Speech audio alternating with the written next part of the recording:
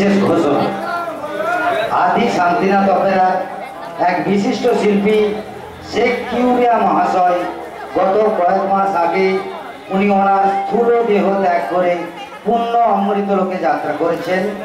ওনার বিদেহী আত্মার শান্তি কামনায় আমরা 1 মিনিট নীরবতা পালন করছি। গ্রিন রুমেতে সমস্ত শিল্পীদের উঠে দাঁড়িয়ে ওনার আত্মার শান্তি কামনায় রত হওয়ার জন্য আবেদন করা হচ্ছে।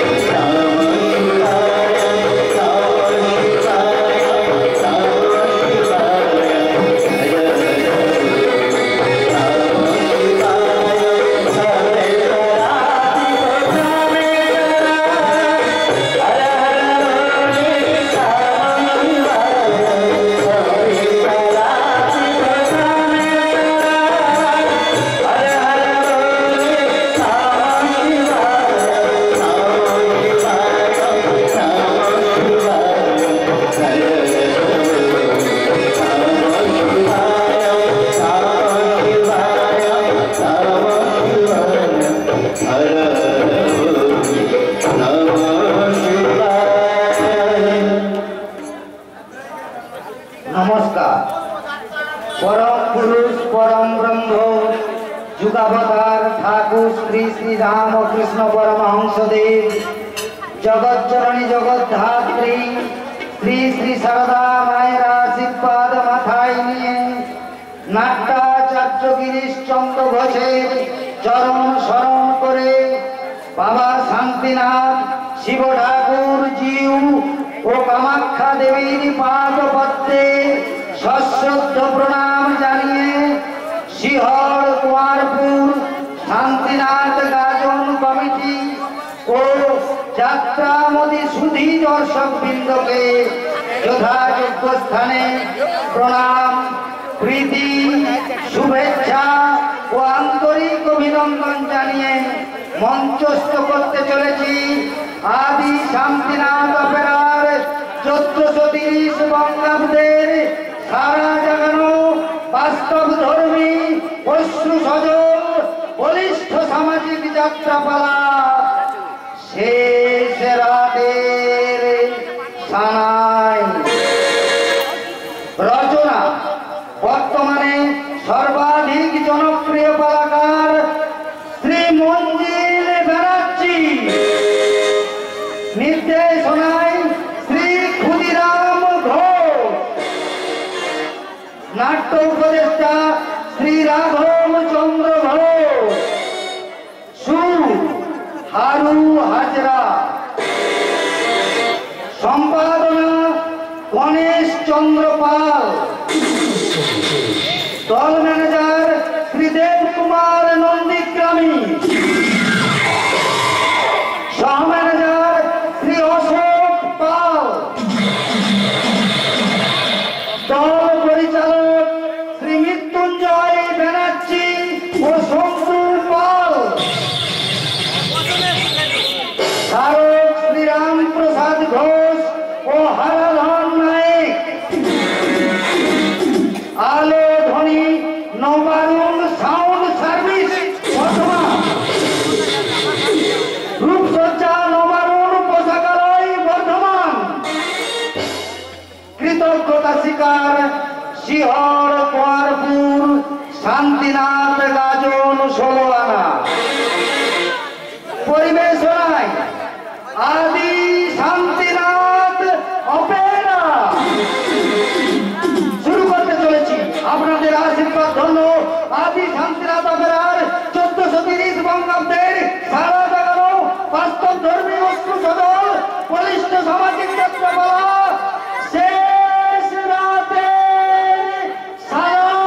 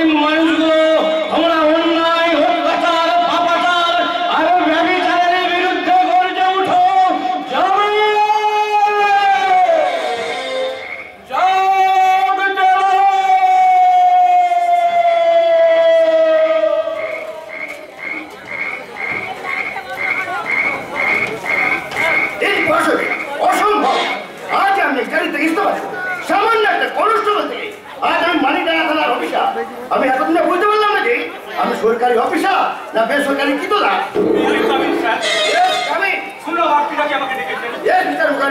আমি আছি এই চাকরিটা ইস্তফা দিতে চাই। কি বলছেন স্যার?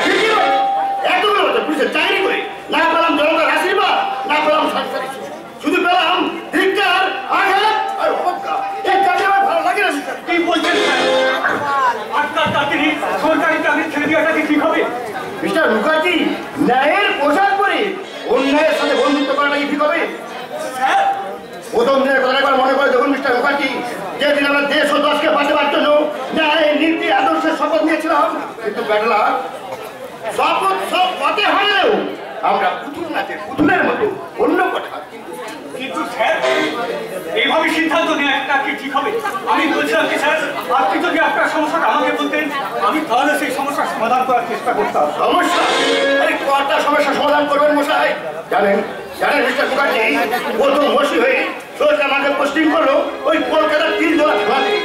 ওই এলাকার কিছু কুখ্যাত সমাজ বিরোধী ব্যবসাদারদের ঘিরে কিডন্যাপ করে ব্ল্যাকমেল করতো। আমি যে ধরে পারলাম অমনি আমাকে ট্রান্সফার করছিল মেদিনীপুরে। কিন্তু এখানে এরকম কোনো সমস্যা হয়নি স্যার। হয়নি? তবে আমি বেশ ভালো বুঝতে পারছি এবার হবে। আমি মানিক ডাঙায় বদলি হয়েছি মাত্র 7 দিন, আর এই 7 দিনে আমি শুনতে পেয়েছি উত্তরের পাহাড়িয়া জঙ্গল থেকে চোরা পথে কাঠ পাচার হয়, বস্তি নিরীহ মেয়েদের ধরে ধর্ষণ করা হয়, বেআইনি ভাবে চায়ের বাগান থেকে চা চুরি হয়। কিন্তু কেউ বা কারা করছে তা কেউ জানে না। একটু ভুল করছেন স্যার, কোনো ওই সমস্ত ক্রিমিনালদের ধরা যাবে না। কারণ ওই সমস্ত ক্রিমিনালরা আপনার আমাকে অনেক উঁচু যন্ত্রণায় বসে থাকা নেতা অফিসারদের ফিরে রেখেছে। তাই বলছি স্যার, অহেতুকি সব চিন্তা না করি, যেমন চলছে তেমন চলতে দিন। মিস্টার মুখার্জি, একটা কথা ভুলে যাবেন না স্যার, আধুনিক শিক্ষা সভ্যতার নামকরণে ইন্টারনেটের এই পৃথিবীতে আমরা অনেক প্রতিটা মানুষ প্রতিবন্ধী আনফিট। সব তো আনফিট নয় মিস্টার মুখার্জি, হবে মিসফিট।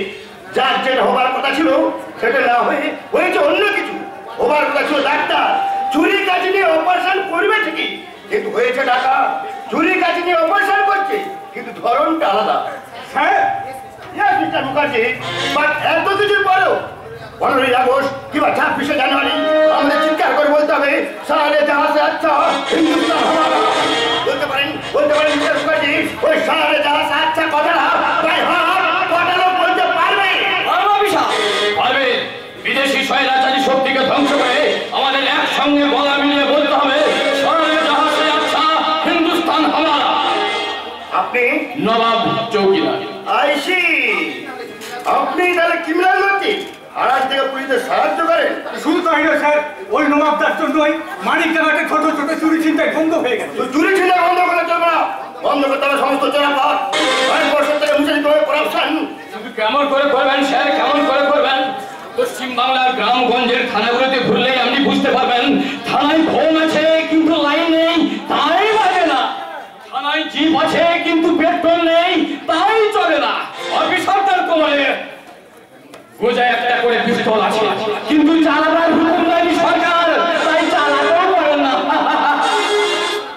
আসলে প্রশাসনের ভবিষ্যৎ যে অন্ধকার, টর্চ জেলে যে একটু আলো করবেন তার উপায় নেই, কারণ ব্যাটারি নেই, টর্চ চলবে না। আইন অন্ধ, প্রশাসন মুক্ত বলে পড়েছে, হাসপাতালের বেডে মৃত্যুর সঙ্গে পাঞ্জা লড়ছে মানবতা। জীবন যুদ্ধে পরাজিত হয়ে সংসার কারাগারে বন্দী পরাজিত চাকরিজীবী মানুষ, আর চারিদিকে শুধু ব্যভিচার আর সন্ত্রাসের হানাহানি। জানি, তবু তো মনুষ্যত্বকে বিসর্জন দিতে পারি না। Don't be excited, sir. এই বাস্তব বড় কঠিন। আমি বাস্তবকে মেনে নেওয়ার বুদ্ধিমানের কাজ। উনি ঠিক কথাই বলছেন স্যার, চাকরি ছেড়ে চলে যাওয়া মানে তো হেরে যাওয়া। এমনিতেই তো এই প্রশাসন দপ্তর শ্বাসকষ্টে ভুগছে, তারপর স্যার আপনি ইস্তফা দিয়ে আর দয়া করে অক্সিজেনের অভাবটা ঘটাবেন না। আপনি ঠিকই বলছেন নবাবদার, আপনি সিদ্ধান্তটা পাল্টে ফেলুন। সিদ্ধান্ত পাল্টে ফেলা মানে তো গদির হয়ে থাকা। প্রমাণের অভাবে এই মানিক দেখা সন্ত্রাসকে আমি কিছুতেই বন্ধ করতে পারবো না। পারবেন? কে বা কারা এই সন্ত্রাস ঘটাচ্ছে তা আমি আপনাকে বলবো। আপনি? হ্যাঁ, আমি।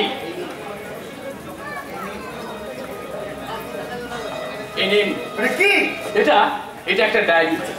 ইচ্ছা ছিল লেখক হবার, কিন্তু হয়ে গেলাম চৌকিদার। তাই লেখার অভ্যাসটা তো ছাড়তে পারিনি। অসত্যের মুখোমুখি দাঁড়াবার জন্য সত্যের কালি দিয়ে লেখা কিছু দুঃসাহসিক প্রমাণ আমি দিনের পর দিন ধরে ওই ডায়েরিতে লিপিবদ্ধ করেছি। মানিকডাঙ্গার অনেক ইতিহাস আপনি ওই ডায়েরি পড়লেই জানতে পারবেন। তো একটা অন্য স্যার, ডায়েরি পড়েই কোনো স্টেপ নেবেন না, সময়ের অপেক্ষা। বেশ, আমি আপনার কথা মতো সময়ের অপেক্ষা করব। ঠিক যেমন আমার ছোট্ট ভাগনা বিট্টু এতগুলোর বছর তার বাবা মায়ের জন্য অপেক্ষা করে আছে, কিন্তু বুঝাইতে পারেন স্যার, বুঝাইতে পারেন আর কতদিন ওই ফুলের মতো বাচ্চাটাকে অপেক্ষা করতে হবে বটে। গঞ্জে খবর পেলাম আমাদের নতুন অফিসার এসেছে, তাই তো চলে এলাম।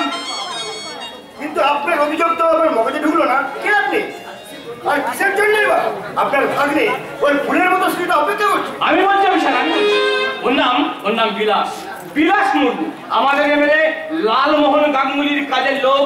ও সেই ছোট্ট বিদ্যুর মামা। মামা? স্যার, ওই বিদ্যু ছাড়া আমার আর কেউ নাই বটে। আমার একমাত্র বোন, ওই গোলাপের একমাত্র ছেলে বটে। ছোট্টবেলায় মাম্মা মরে যাবার পর থেকে ওই গোলাপকে আমি কোলে পিঠে করে বড় করলাম। প্রেম করে ওই পুপাড়ার গোবিন্দকে বিয়ে করলো, আর 1 বছরের মাথায় বিদ্যু হলো। ও গোবিন্দ, গোলাপ আর বিদ্যুকে নিয়ে আমি খুব ভালো ছিলাম, কিন্তু সেদিন রাতের অন্ধকারে পুলিশ গিয়ে সেই যে তুলে নিয়ে এলো।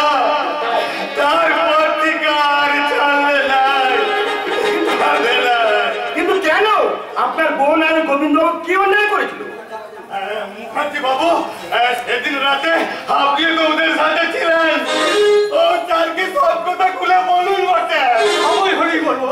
ঠিক আছে, আমি জানি না বিদ্যুৎ মা বাবা এখন কোথায়, তবে আমি কথা দিচ্ছি বিদ্যুৎ মা বাবাকে আমি ওর কাছে ফিরিয়ে দেবই। দণ্ডবত স্যার, দণ্ডবত। আজকালকার দিনে পুলিশ কোথা দিয়ে কোথা রাখতে পারেন নাই, তাই আপনার কাছে আমার অনুরোধ, আমার ভাগিনাটাকে আর কেন একবার স্যার, কেন একবার 10টা টাকা রাখেন। 10 টাকা?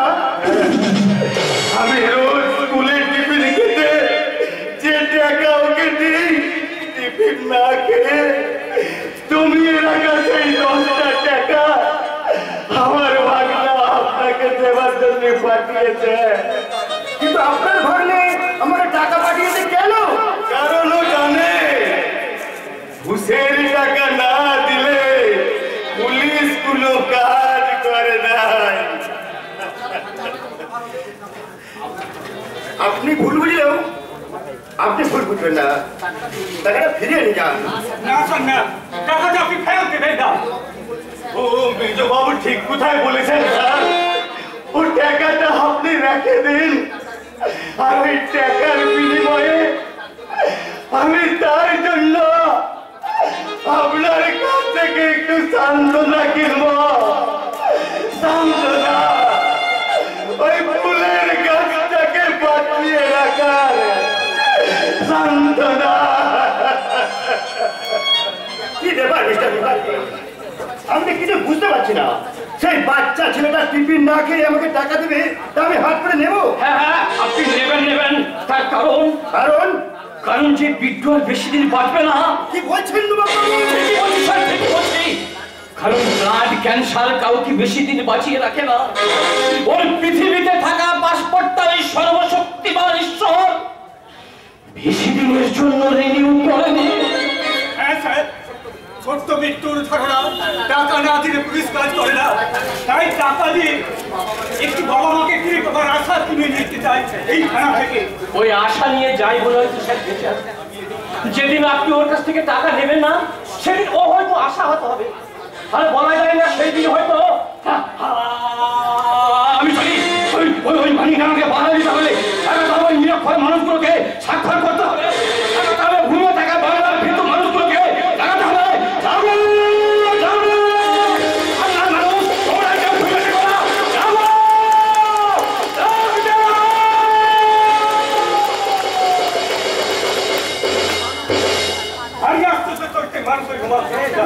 আপনার চরিত্রটা আমার কাছে ভারী আশ্চর্য লাগছে মিস্টার মুখার্জি। বলুন বলুন মিস্টার মুখার্জি, ওরা এখন কোথায়? আর কেন বা সেদিন বিদ্যুৎ মা বাবাকে গ্রেপ্তার করেছেন? কি অন্যায় করেছিল তারা? কতদিনের সাজা হয়েছে তাদের? সব প্রশ্নের উত্তর আমার চাই। স্যার, বিষ্টুর মা বাবা ওরা গোবিন্দবাবু মানে কি হলো? করলেন কেন? বলুন। গোবিন্দবাবু মানে What? আপনি কি বলছেন মিস্টার মুখার্জি? কিন্তু আমি যে বিদ্যুৎ হয়ে ক্লাসকে কথা দিলাম, এই কথাগুলো আপনি আমাকে আগে বলেননি কেন? আমি এখন কি করি? একটা চাপা যন্ত্রণা ওকে ঘুরে ঘুরে খাচ্ছে। ছাড়বো না, আমি তোমাকে ছাড়বো না। যত উপর তলায় তুমি যাবো না কেন, যতগুলো আইনের পোশাক পরা অবসাদে তুমি গিয়ে যাবো না কেন, আমি তোমাকে ছাড়বো না। এই পোশাকের বৃদ্ধি দিয়ে বলছি, মালিক জায়গাতে মুক্ত করবোই। ইম্পসিবল। सारे जहां से अच्छा हिंदुस्तां हमारा हमारा, सारे जहां से अच्छा हम बुलबुल हैं इसकी, हिंदुस्तां हमारा हम बुलबुल हैं इसकी, हिंदुस्तां हमारा हमारा, सारे जहां से अच्छा, सारे जहां से अच्छा, सारे जहां से अच्छा। চাই চাই চাই চাই বলি তার পাওয়া যায় না রে বাবা। ও সকাল থেকে সেই উঠে চোর ইনাতে যে নাচতে শুরু করে তোলে যেই যায় এটা চাই সেটা চাই বলি আর মাস সব খালি হয়ে গেল। চাপা বলি ও চাপা কোথায় গেলি? শাস্ত্র চাপা চাপা করে দিয়েছি, বাড়ি মাথায় করে তুলছো। যে আজকে সাথে ওই তখন থেকে যে ডাকছি তাহলে সরা পাচ্ছি না। আমি তোমার কেনা করার নাই যদু কাকা, কিন্তু আগলেই আমাকে আসতে হবে। আমার হাতে কোনো কত কাজ। কর্তাবাবু এস্টেটে যাবে, তার জন্য রান্না করা, তিনবার পুজোয় বসবে, তার পুজোর জোগাড় করা, তারপর পলাশটার কথায় কথায় অর্ডার, চাপা এটা আন, চাপা ওটা আন, চাপার জন্য দু কাঠের উপর 10টা হাত। আচ্ছা তুমি বলতে যদু কাকা, এত বড় সংসারটা তুই একা কি করে সামলাই? তুই ঠিকই বলেছিস চাপা, এ তো সংসার নয়, যেন একটা রাজবাড়ি। আচ্ছা যদু কাকা, লোক মুখে শুনেছি কর্তাবাবু বাবা বড়বাবু নাকি মারা গেছে। ও কথাটা তুই ভুল শুনেছিস মানে চাপা। রাজশেখর চৌধুরীর বাপ মানে তোদের বড় বাবু ওই এমনি এমনি মারা যায় নাই, ওকে খুন করা হয়েছে বটে। আমি যা শুনেছি ঠিকই, বড় দিদি বলে বিয়ে দিদি বড়বাবুকে খুন করা হয়েছে। চুপ! মনে রাখিস, জ্ঞানেরও কান আছে, আর ওইসব নিয়ে আলোচনা করাই ভালো।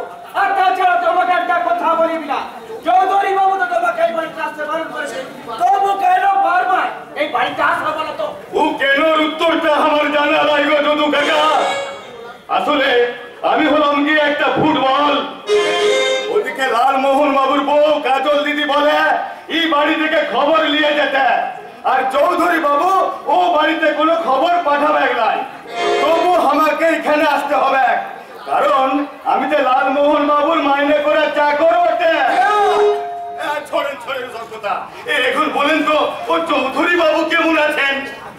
এই বাড়ির রাগার মুখে চিরন্তন সত্য সততার প্রতিবাদের পতাকা উড়িয়ে এই চৌধুরী বংশের সমস্ত চরিত্রগুলো যেমন তাদের অস্তিত্বকে বাঁচিয়ে রেখে গেছে, এই লালমোহন চৌধুরী এই তার অস্তিত্বকে বাঁচিয়ে রেখে ভীষণ ভালো আছে। বাবু কিন্তু বিলাস, আমার কথা চিন্তা না করে তুমি বরং তোমার ওই মনিব লালমোহনের পরিবারের কথা চিন্তা করো। আসলে আপনার বোন যে কাজলকে আমার বোন হিসাবে তোমরা জানো, সে আমার বোন নয়। চৌধুরী বাবু বহুদিন আগে কর্তব্য আর মানবতার খাড়া দিয়ে আমি দুটো করে ফেলেছি আমাদের সম্পর্ককে। কাজল আমার বোন নয়, সে মোহন গাঙ্গুলির স্ত্রী। এই পরিচয় নিয়ে বেঁচে থাকতে চাই তো ভালো। ছোট মুখে বড় কথা বলবো নাই চৌধুরী বাবু। আসলে আপনি কাজল দিদিকে বোন না মানলেও কাজল দিদি তো এখনো আপনাকে দাদা মানে। হ্যাঁ কর্তাবাবু, প্রত্যেক ভাই ফোটাচ্ছি কাজল মা আপনাকে ফোটা দেওয়ার জন্য এই বাড়িতে এসেছে। প্রত্যেক রাখি পূর্ণিমার দিন একটা রাখি নিয়ে আপনার হাতে পরানোর জন্য এই বাড়িতে এসেছে, কিন্তু কেন জানি না আপনি ভাই ফোটা না নিয়ে রাখি নাম করে ওকে অপমান করে বাড়ি থেকে তাড়িয়ে দিয়েছে। কাজল দিদি বলে যদি কোনো অন্যায় করে থাকি তাকে কি ক্ষমা করে দেওয়া যায় না? আপনি বড় ভাই হলি, আপনি কি ছোট বোনকে ক্ষমা করতে পারেন না? পারি না, কারণ নিজের ছোট বোনকে ক্ষমা করলে আমি যে আমার নিজের চেতনার কাছে ছোট হয়ে যাব। আমার অন্তরের জ্বালা যন্ত্রণা আমি তোমাদের বোঝাতে পারবো না। তোমরা প্রদীপের চুল আগুন দেখেছো, কিন্তু দেখো তার নিচের অন্ধকারটাকে। বিলাস, তুমি এই বাড়িটার আদর্শ এবং গর্ব। তুমি যখন খুশি এই বাড়িতে আসবে, কিন্তু দয়া করে লালমোহন গাঙ্গুলির খবর দিতে বা আমার খবর দিতে নয়। This is my last warning. আপনার কথা আমার মনে থাকবে চৌধুরী বাবু, কিন্তু আমি বলি কি আপনি ও বুকে একটা পাথর চাপায় রেখেছেন, ও পাথরটাকে সরাই দেন, তখন দেখবেন নিজেকে কত হালকা লাগছে। পিতার জেল থেকে সরানো পাওয়া পর্যন্ত ও পাথর সরবে না। এটা মানে আপনার বড় বোন কাজল দিদিমণি বিয়ের সময় আপনার বড় বাবাকে খুন করে খুনের সাজা কাটতে ওই খুনিটা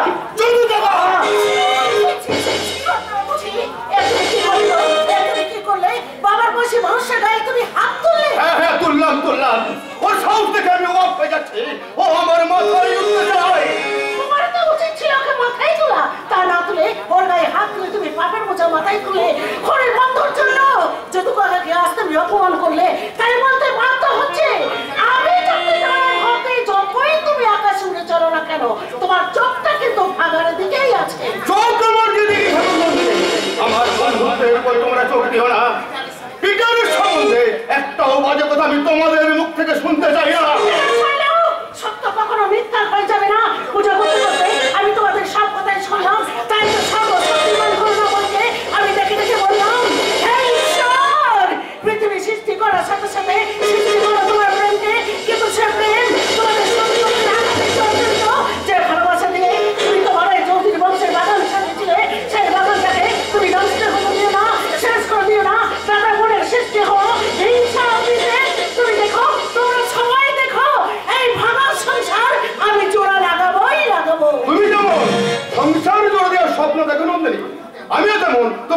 জোড়া হাতের শাখা ভাঙার স্বপ্ন দেখে থাকে তাহলে তোমার 7 পাকের বন্ধনকে ভাঙা দেওয়ার ক্ষমতা আমি কোনোদিনই হতে দেবো না।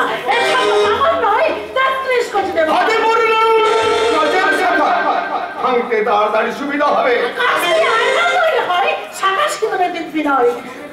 সিঁদুরের বদলে লাল রং ব্যবহার করো সিঁদুরের নন্দিনী, তাড়াতাড়ি মুছতে পারবে। অগ্নিনারায়ণ সাক্ষী রেখে যে সিঁদুর তুমি আমার সিঁদুরতে পরিয়ে দিয়েছো সেই রঙে বুঝতে পারবো না গো, কারণ পৃথিবীতে লাল রঙের চেয়ে শ্রেষ্ঠ রঙ আর কিছুই নেই। যখন তুমি চোখের জল ফেলো নন্দিনী, একটা কথা কান পাশে রাখো, এই যেদিন এই বাড়িতে কালো আসে সেদিন চিরকালের জন্য আমি এই বাড়ি ছেড়ে চলে যাবো। তুমি চলে যাবে, স্ত্রীকে কোনোদিন স্বামীকে ছেড়ে থাকতে পারে, বেহুলাকে